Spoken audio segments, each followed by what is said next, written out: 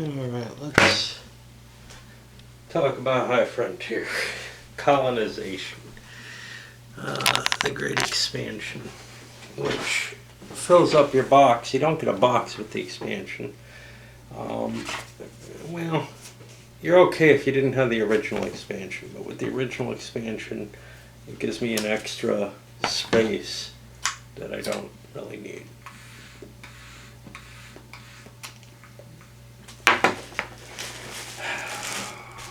Well, let's talk a little about additional components. See some little yellow outpost markers. They're sort of a crappy solution. They might work a little better if you use a pen marker, some kind of marker, permanent marker or something, to indicate who owns which one, because they can be awfully confusing otherwise. There also are not going to be enough black chips for really any play, I think, because if you play with less than 5 players, you end up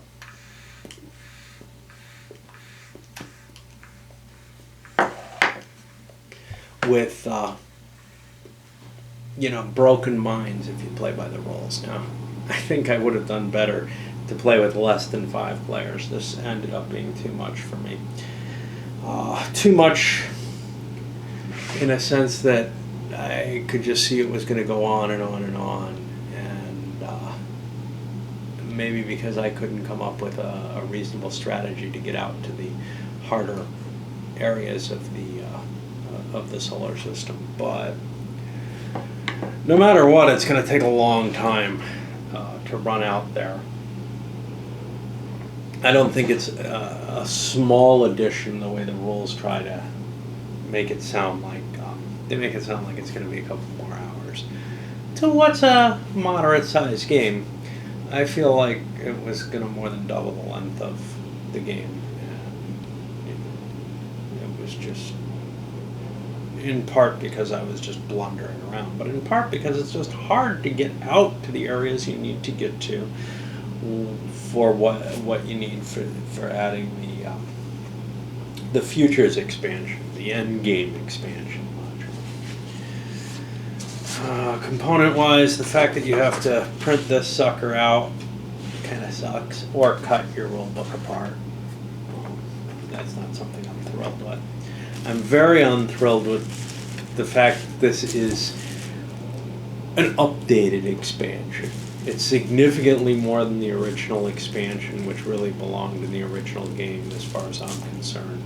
I mean, the rules were written with that in mind, and frankly, I think the game kind of sucked without the original expansion. On the other hand, I thought it was pretty good with it. This expansion felt like a little too much to me. Not just a matter of the length of the game, but a matter of there's a lot more to keep track of, and playing 5 players solitaire that way was probably too much. It also feels like it's going to be a little longer than I would like.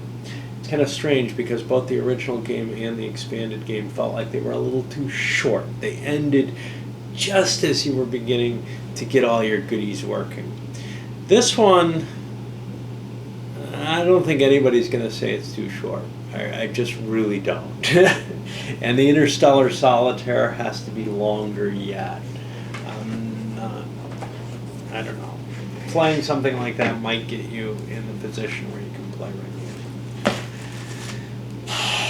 The expanded areas of the map. So the original expanded areas, you didn't really have to get out there much, and this was the original expansion. It didn't get too crowded. There was some room. Let's take a look at the new one, though. Mainly, you just don't play out in this area. The new one feels significantly more crowded, especially once you get out in the areas of the map that aren't in the original expansion out here. You try putting a disc on some of these things, and they're gonna the hexes are the same size, but there's more crowding and not a lot of room to put things together. And to tell you the truth, the Jupiter and stuff, that looks awfully tight too. see about the original. So here's Saturn. This looks pretty damn tight as well. You just never got out here though, because the rules for that game didn't, the victory conditions for the basic first expansion just didn't put you in a position where you could get out there. Well, now you've got tons of time, and you will get out there because, well, you can't end the game if you're playing with the endgame module. Of course, the game is configurable, and that's another place where I kind of bit off more than I could chew, perhaps. I took all the different expansion versions. Of course, without them all, it may be impossible to do the endgame expansion. Just as a matter of,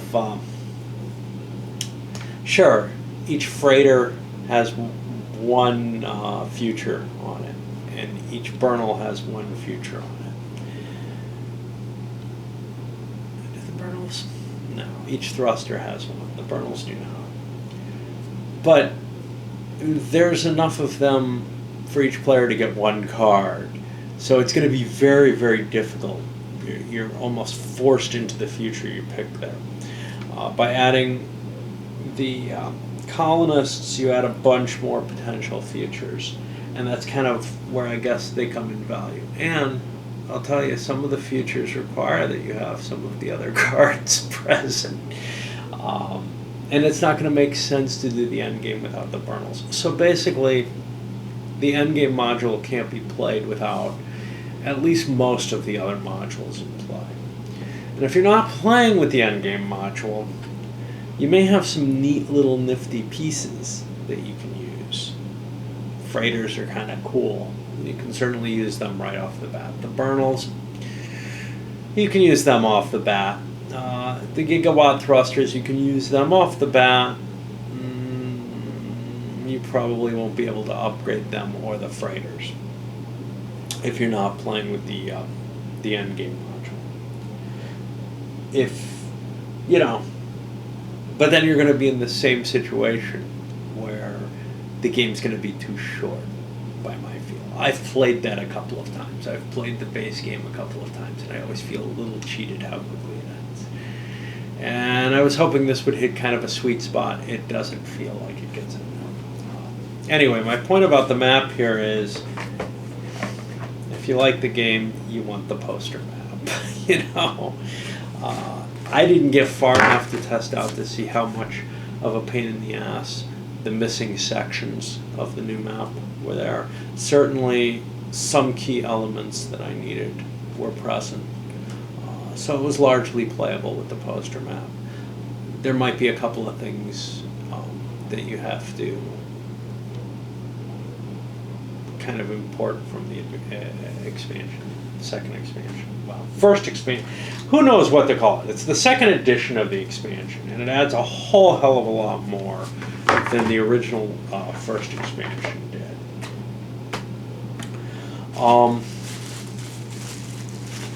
My feeling here is, in general,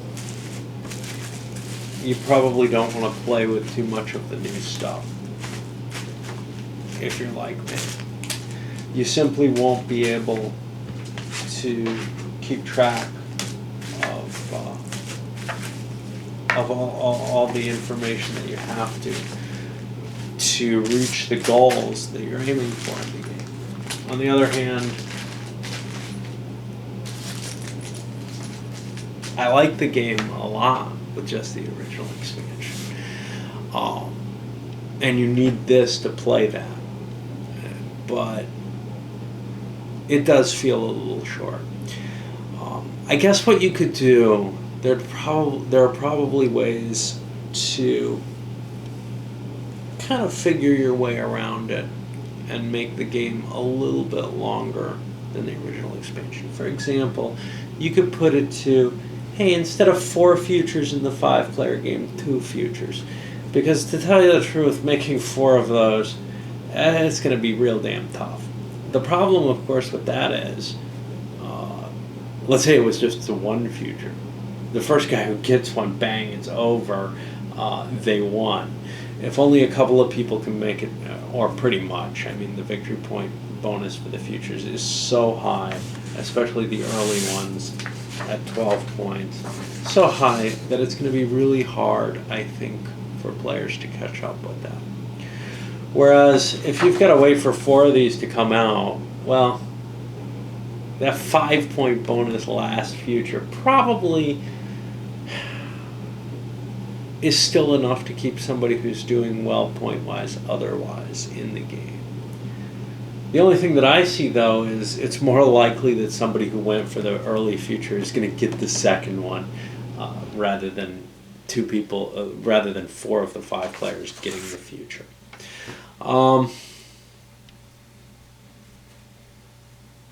What do I think about some of the changes in the design? Well, first of all, they took care of the issue of time. Time had always been troubling in the game by triggering it with the event. This is one of the biggest things to me, as opposed to the little fun toys. This is one of the biggest things from my point of view, is because the game didn't feel realistic because of the time. There is a little bit that gets kind of weird with time being actually accurately represented in the game, though. For one thing, events become predictable. I guess they were kind of before. Hey, he's heading for one of them little triangles. The ability to bury a card is kind of a cool thing to take the place of those burns, the triangular burns that used to cause events. They give a player a little bit more control, but it's not terribly useful control, because usually if you're off flying around, you're not that interested in new cards at that moment. You've probably got other things to do, especially when you're dealing with the freighters, which can ship you and bring you money. So that's one thing. The old game quite often, and early in this version, often put you in this position where you were kind of really short on money. And in this one, once you get a freighter and some goods running, a freighter you can build and some goods running that you can build from there, you can pretty much make as much money as you need until, of course, you kind of shift away from the earth, and then it becomes more difficult.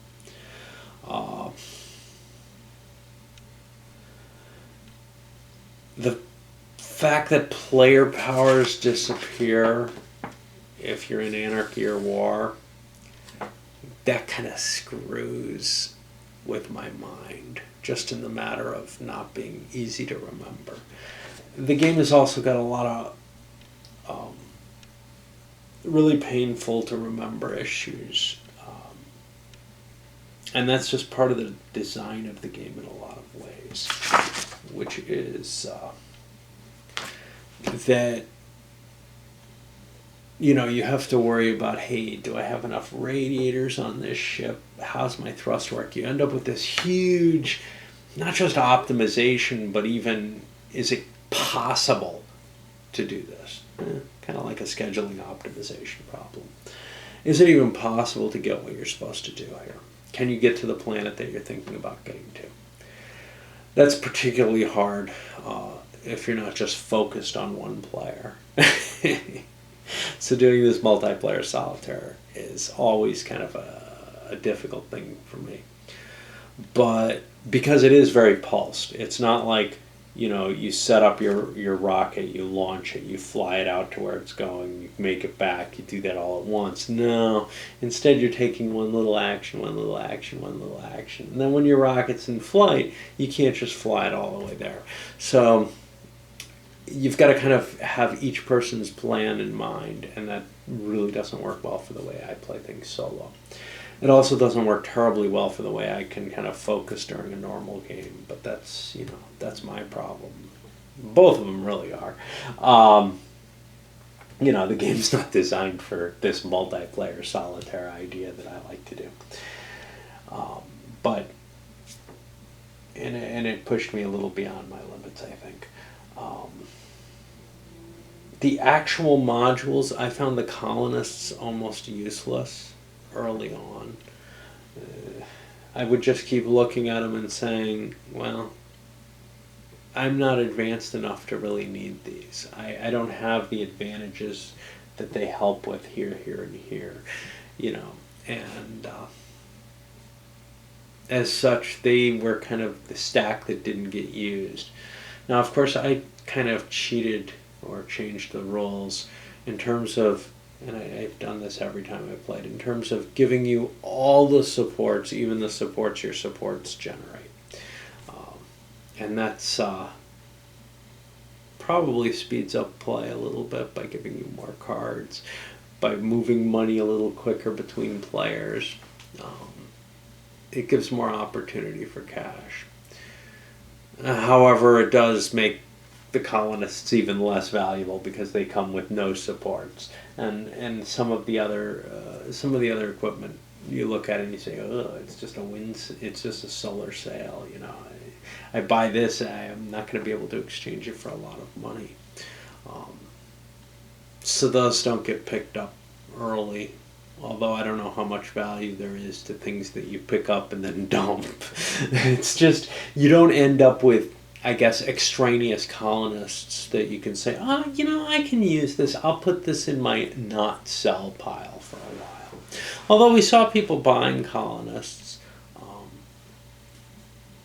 with hopes that they would do something useful with them. They didn't pan out for me. Another thing is with the D's, the dark material here.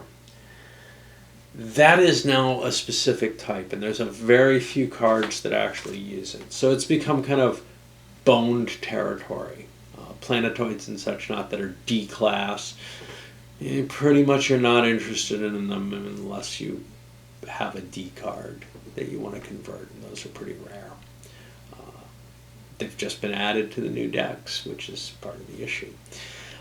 The other places then become more in demand. It used to be the D's acted as kind of a pressure valve.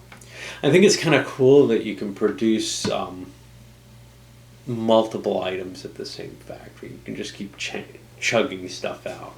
That felt like a kind of an artificial restriction in the original game.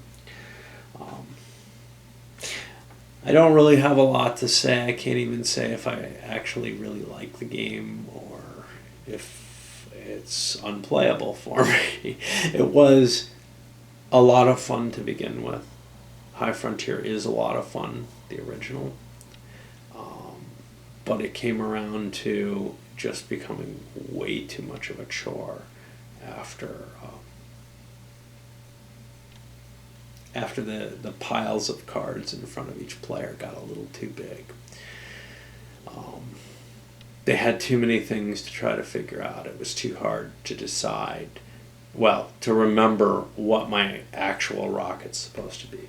Another thing is, the random events felt like they come a little faster here. In the original game, they only came when people were out doing stuff, and that angered me. But most of them are not positive. As a matter of fact, none of them are positive. Some of them might work out okay for some players. So extropy, all the cards get, all the stacks lose their top card. That means if you were planning on one of those top cards coming up for bid, you're not going to see it. The explosions and the glitch, those are just terrible. I mean, the best you can do is dodge a bullet on them. The election year, that's a place to sink a lot of your money. No more than 10. I think I may have cheated. But that's a potential place to sink your money. Budget cuts and solar flare are the other special colored sections. Those are just bad. They're not going to do you any good at all. So you're not going to fall into any good fortune in this game. It's just a matter of, your plans are probably cut right to the bone, especially early in the game. And then you have a lot of opportunity for things to go really wrong. That can be fun. I kind of enjoyed it at times, but it does make the game kind of drag out and get to the point where you feel like I can't get anywhere. And unlike another game that I love that has that kind of feature, Empires of the Middle Ages, where your best laid plans don't work well for you. Well, this game isn't going to end unless somebody does something. That can be for good or for ill. To some extent, you have to get to a certain level of competence to be able to actually complete the game. But on the other hand, if luck is terrible, if things aren't going well for you, it just starts, and they're probably not going well for anyone. It just starts feeling kind of like, well, what are we doing? One step forward, 3 steps back each turn, but somehow advances were being made until about the point at which victory would have been able to be declared in the original game. And then it just got too hard.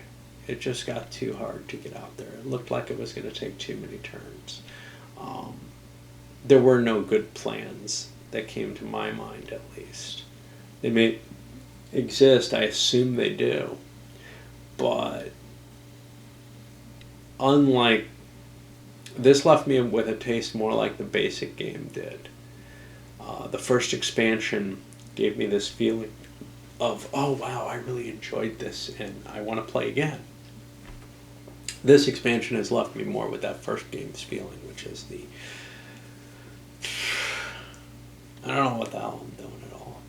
Unlike the first game, I don't feel like I have a terrible glimmer of how to turn it around and make it a little quicker. Because I can't imagine too many people wanting to play something as long as this looks like it's going to be.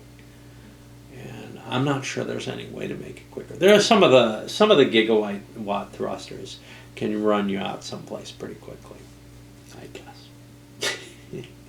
But we saw that in the playthrough I had with NASA. They went out, landed on the closest of the science places,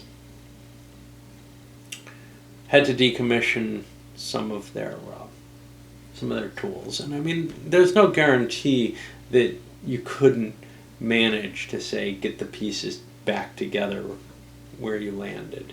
You might have a lucky setup. It's unlikely you can really engineer that too much, even though the information's all in front of you. So anyway, I'm fatigued and really just couldn't keep going. And I can see that happening fairly often with this game, to tell you the truth. Until you reach your comfort level with it. And that's one of the issues I think with the game as a whole, is that it's not quite your ASL or SFB type game, Advanced Squad Leader or Starfleet Battles, where you have to kind of be constantly studying the game to be able to play it well. But I think you have to play it fairly often to be able to play it at a barrel level. And I realized that, and that's why I did the alien invasion scenario first. I wanted to get used to the mechanisms that the game utilizes. Got used to some of them. The new stuff, though, adds a huge burden, and it's, going to take more plays than I probably have in me for this game to be able to really get a grasp on them and be able to tell you for sure whether or not they ever play out as something reasonably within a decent time constraint. All right, that's all I got to say about it. Hi, Frontier Colonization.